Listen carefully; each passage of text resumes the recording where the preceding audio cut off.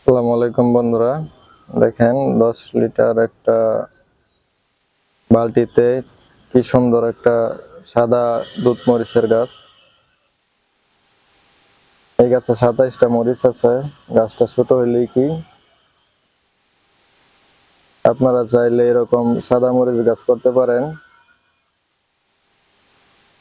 মরিচটা প্রচন্ড ঝাল, দুধ মরিচ বলে, সাদা দুধ মরিচ। 10 লিটার একটা বালতির মধ্যে করেছি এটা। আপনারা কমেন্ট করে জানাবেন গাছটা কিরকম হলো। গাছে 27টা মরিচ আছে এখনো। আপনারাও চাইলে খালি জায়গায় বা বারান্দাতে এরকম গাছ করতে পারেন। তাহলে পারিবারিক যে একটু একটু দরকারে পড়ে, মরিচ না থাকলে এখান থেকে এসে নিতে পারবেন। আপনারা কমেন্টে জানাবেন গাছটা কিরকম হলো। আর আপনারা যদি এরকম গাছ করতে চান করতে পারেন, কোনো সমস্যা হলে আমাকে বলবেন, আমি কমেন্টে বলে দেবো। আজকে এই পর্যন্তই। আল্লাহ হাফেজ।